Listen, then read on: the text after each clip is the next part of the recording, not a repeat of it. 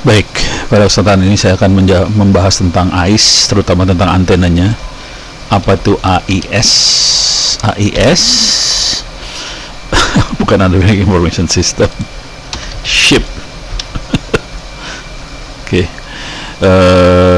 Jadi AIS adalah singkatan dari apa itu ya? Automatic Identification System. Jadi adalah sistem untuk identifikasi otomatis, terutama dipakai di kapal laut, bukan kapal terbang ini, kapal laut. Mungkin baca di Wikipedia lebih gampang nih. Jadi AIS adalah peralatan untuk identifikasi di kapal. Dia mancar secara periodik, ngasih tahu posisi kapal. Ini kita bisa lihat di sini. Jadi kapal-kapalnya akan mancar periodik, posisinya di mana. Akibatnya kita bisa tahu, antar kapal juga bisa lihat di depan ada kapal mana, gerakannya ke arah mana, supaya tidak tabrakan antar kapal, kira-kira kayak gitu. Tujuan utamanya sih itu sih sebenarnya. Nah, ini kita bisa lihat contohnya, ini kapal-kapalnya, ini posisinya, bearing, range, jaraknya berapa, arahnya dari mana, bisa kelihatan semua.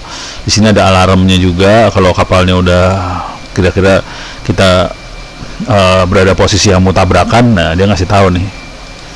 Jadi lumayan seru nih urusannya. Oke. Ini data yang dikirim kira-kira bentuknya kayak gini. Nah, sekarang teman-teman mungkin ada sebagian yang mau, terutama di Kemhub, Kementerian Perhubungan, terutama yang di urusan lalu lintas laut, mereka berusaha untuk memonitor kapal-kapal ini semua dari pancaran AIS-nya. Nah, pertanyaannya, kalau beli alat-alat kayak gini mahal ya? Bisa bikin. Jangan khawatir, bisa bikin. Kalau mau gombal sih AIS, misalnya RTL SDR. Nah, ini kita ada tutorial cara bikin AIS ship tracking sendiri pakai RTL SDR. Di sini ada tutorialnya, softwarenya dapat di mana segala macam diterangkan. Ini diterangin software yang mau dipakainya apa segala macam.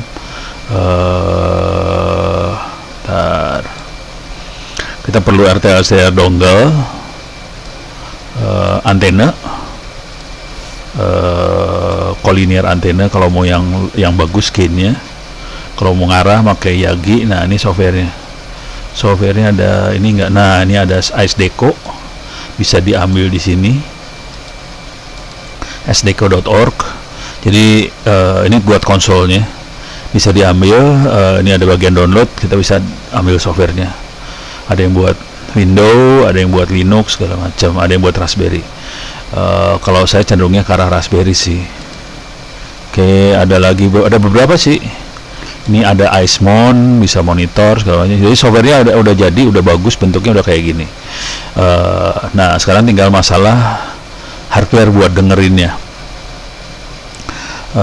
Hardware buat dengerinnya kita butuh ini, RTL SDR dongle. Bentuknya seperti apa? Bentuknya ada gambarnya nih harusnya.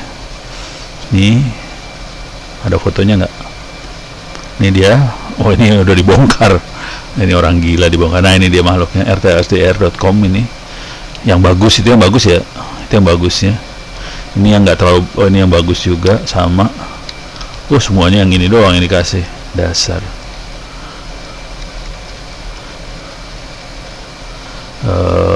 Oke, nggak ada.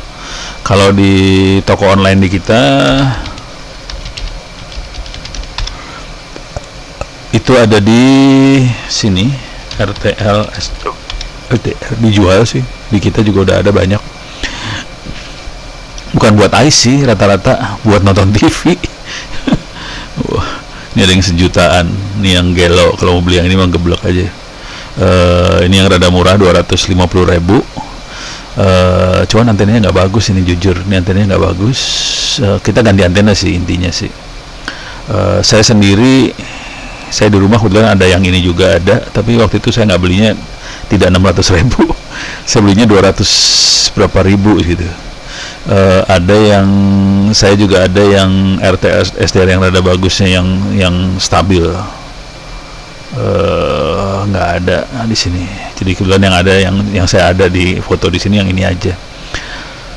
Sayang satu lagi saya belinya di eBay soalnya bagus, stabil banget yang itu. Coba kita masuk ke eBay.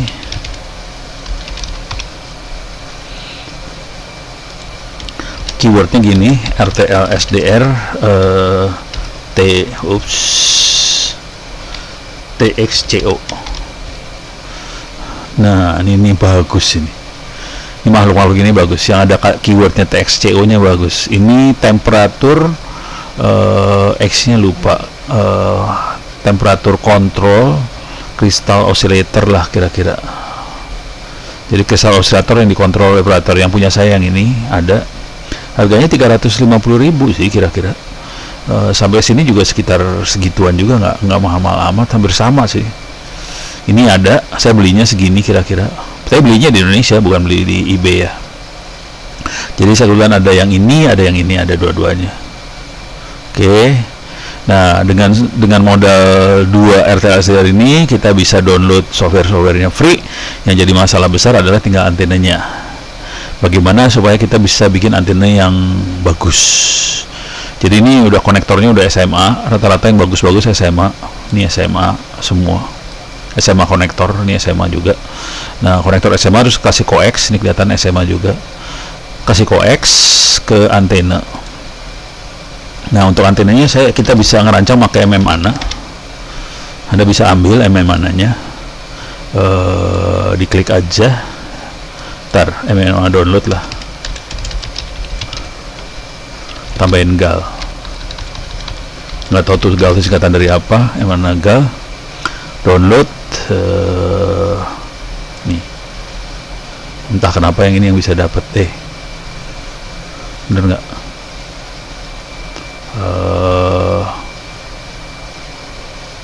Mana downloadnya? Ya ilah kagak ada downloadnya, harus dicari. Berarti bukan di situ. Ini kali. Nah ini benar, ini bisa di download. Mana dia? Nih download. Oke, kita bisa download. Kalau udah download bisa diinstal, dijalankan. Nah ini kira-kira kalau dijalankan bentuknya kayak gini sih. Oke, bentuknya kayak gini. Nah yang seru adalah kita belum tahu nih ICE frequency. ICE bekerja pada 2 frekuensi. Dua-duanya nggak beda jauh nih, cuman beda berapa 50-an kilohertz. Jadi 161975 sama 162.025. Jadi kita cukup bikin antena di 162 MHz, dia akan bisa dengar dua-duanya nih. Dua pancaran ICE ini bisa kedengaran sekaligus. Oke. Jadi frekuensi yang kita butuh 162 MHz. Nah, yang jadi masalah sama MNA ini, contoh-contohnya nggak ada yang di 162 MHz. Kita bisa lihat contohnya di sini. Oke. Klik file, open, antena. Di sini ada VHF, ada VHF beam. Kita pakainya VHF aja. Di sini ada Omni, ada antena yang paling gampang, yang gainnya tinggi, barangkali collinear ini tinggi gainnya. Jadi yang paling bagus barangkali yang ini, 3 kali 5/8 lambda. Oke, kita lihat makhluknya seperti ini. High gain, kelihatan high gain. Bentuknya kayak gini. Tak tak tak tak tak tak tak tak. Kita bisa lihat ukuran-ukurannya di sini. Oke. Select wire 1, ini yang paling bawah sini, kelihatan panjangnya sekitar 1,23 meter. Wire 2 0,43 meter, 0,4. Jadi kita bisa lihat ukuran-ukurannya di sini sambil pindah-pindahin ke wire yang mana. Oke. Yang jadi masalah, antena ini bekerja di 145 MHz. Oke. Sedangkan ICE bekerja 162 MHz. Jadi kita harus rubah antena ini buat 162. Caranya gimana? Caranya gampang banget sih sebenarnya. Klik edit, wire scale, pindahin ke 162 MHz. Oke. Diokein. Dia ukurannya ditambah kecil. Oke. Jadi yang tadi panjangnya berapa, 1 meter, masih 1 meteran juga, 1,1 meter. Oh, ini 1,1 meter, ini 0, jadi 38 cm yang ini sekarang. Tadi 40-an cm kalau nggak salah, jadi 38. Jadi ada 3/5/8 lambda di rendeng. Ini gainnya gede banget. Oke, sekarang kita coba pastikan dia bagus. Caranya supaya bagus, SWR-nya 1, caranya gini, calculate. Oke, kita misalnya panjang pada ketinggian, kita panteng dia pada ketinggian 20 meter dari tanah. Materialnya aluminium, pipa aluminium pipe 20 meter. Oke, di atas tanah. Sekarang kita optimasi. Gainnya nggak usah dioptimasi, front to back ratio nggak usah, elevasi nggak usah, XC nya kita optimasi dikit aja, SWR kita optimasi lebih banyak, matching lebih banyak, current nggak usah. Oke, semua elemen dioptimasi, all elemen. Oke, start. Iya loh, SWR nya masih, waduh kacau nih. Tapi gainnya kelihatan, ya SWR nya parah banget ya, SWR parah. SWR-nya 1000 nih, kacau nih antena. SWR-nya kacau. Sorry. Saya open yang ini aja lagi, ulang 165. Start tanpa optimasi dia 1,41. 1,5 SWR-nya ya. Oke, tanpa dioptimasi. Coba kalau ketinggiannya saya tinggiin di 20 meter. Start. Oh, karena ketinggiannya 20 meter, jadi dia berasumsi dia nempel di atas tanah. Kalau start ini 1,5, karena diasumsikan ini ground plane-nya bagus. Jadi yang bawah ini diasumsikan tanah ini sebenarnya. Padahal nggak bagus juga sih. Kalau mau rada kayak tanah harus kita bikin ground plane di sininya. Oke, tapi asumsi gitulah. Oke. Dan ini coba kita pakai aluminium pipe sama. Sekarang kita agak rubah ininya, edit wire scale, pindahin ke 162 MHz. Oke, coba kita langsung start aja. SWR nya 1 sekarang, lebih bagus. Coba kita optimasi. Gainnya oke, ini nggak usah, XC nggak usah, SWR matchnya dinaikin, semua elemen dioptimasi. Start.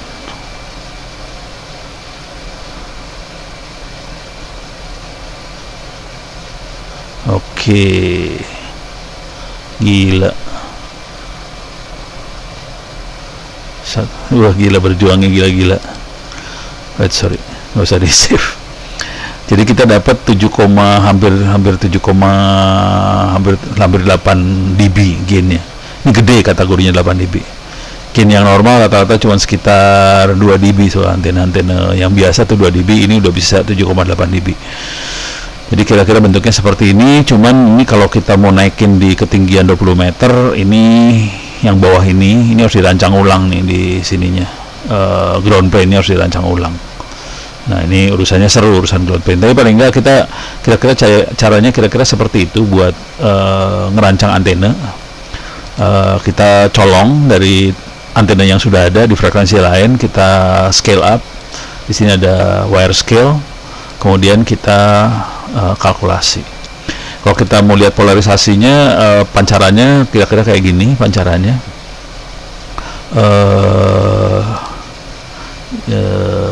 Mana dia?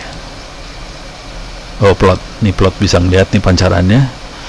SWR-nya kita all point. Nah, ini SWR-nya kayak gini. Dia bagus di 162 kira-kira. Ini 1,25, masih di bawah 1,25 semua. 1,2an lah SWR-nya. Di daerah frekuensinya ICE itu masih 1,2 semua. Gainnya kita bisa lihat sekitar di sini, sekitar gainnya sekitar hampir 8 dB gainnya. Ini pancarannya limit SWR, ini mah setup doang. Oke.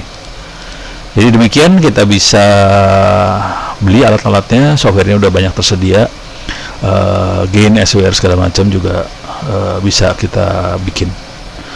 Kalau mau ngelihat yang kayak gini-gini, ini namanya antenanya collinear 3x5/8 lambda, copy, masukin aja di Google. Buat konstruksinya ya, ngelihat konstruksinya kita bisa lihat di sini. Ini konstruksinya seperti ini. Konstruksinya seperti ini. Untuk ini konstruksinya bisa kelihatan. Nah, di sini di bawah sini, ini kita bikin ininya sebetulnya ground plane-nya itu, yang harus bagus ground plane-nya. Ini contoh bikinnya nih.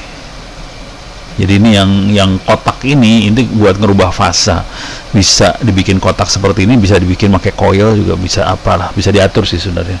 Mau kotak, mau coil atau apa bisa diatur buat ngerubah fasanya sih sebenarnya. Demikian, mudah-mudahan bisa memberikan gambaran tentang cara bermain dengan ice. Oh, satu lagi yang saya lupa sebelum saya tutup. Kalau sinyalnya kurang kuat, jadi saya masuk lagi ke sini. Jadi ini kadang-kadang sinyalnya nggak kurang bagus, walaupun pakai antena nggak bagus, kita bisa beli yang namanya preamp.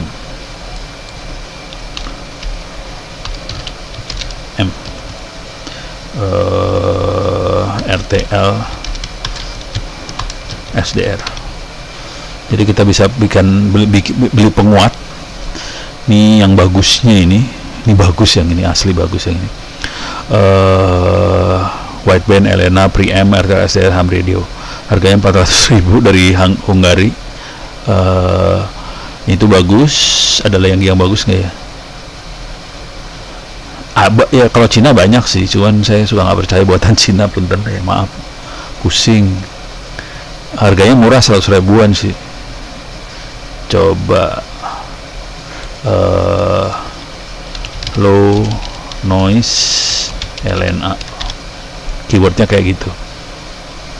Itu kan 100.000-an, banyak ini dijual di banyak Cina. Saya mesen kayak ginian, datangnya sekitar 4 bulanan sih, nyampe 4 bulan nyampe. Jadi ini oke. Bilangnya sih noise figure 0,6 dB lah, apa segala macam, cuman ya gitulah, pakai doa, mudah-mudahan segitu gitu. Oke. Kalau mau yang bagus, yang harganya mahal sih, yang kayak tadi yang buatan Hungary itu bagus. Hungaria bener bagus asli itu. Nah, ini 10-2 giga, harganya 100.000. Cuman nggak tahu seberapa low noise segala macem, nggak bisa. Saya udah beli berapa kali, hasilnya nggak bagus sih. Yang buatan Cina ini nggak bagus, asli nggak bagus. Harga murah tapi nggak bagus. Kalau bagus yang tadi, yang Hungary tadi, kemungkinan besar bagus banget yang itu. Jadi preamp wideband, whoosh, 3 juta. Oh, tadi preamp RTL SDR ya, makanya kuncinya RTL SDR. Ini dia. Ini bisa kita lihat dulu sih. Ini saya lihat sih kayaknya oke banget sih, buatannya presisi. Tapi ada juga yang kayak gini nih. Oh, ini buat bias T-nya, ini buat ngasih tegangan. Jadi bukan preamp yang ini, buat ngasih tegangan aja. Nggak bagus preampnya yang kayak gini-gini.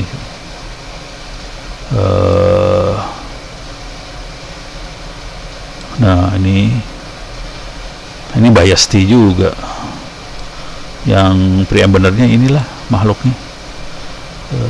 Kecil, berangnya segede gini. Tegangannya 6-12 volt. Bisa diatur mau 6 volt atau 12 volt, dimasukin ke sini. Dan dia akan, ini preampnya, ini regulator. Ini membuat tegangan regulate ke sebelah sini. Kalau mau aman banget, kasihnya baterai ini. Jadi jangan pakai power supply biasa, pakai baterai masukin ke sini. Demikian. Ini yang hampir saya lupa cerita, perlu preamp seperti ininya. Demikian, mudah-mudahan bisa memberikan gambaran untuk membuat peralatan buat monitoring perahu, kapal dan sebagainya, dan teknik ini yang dipakai sama Bu Susi yang buat mengetahui posisi kapal-kapal nelayan asing ada di mana, dan akhirnya kita bisa ngebom kapal itu. Alatnya kayak gini sih sebenarnya.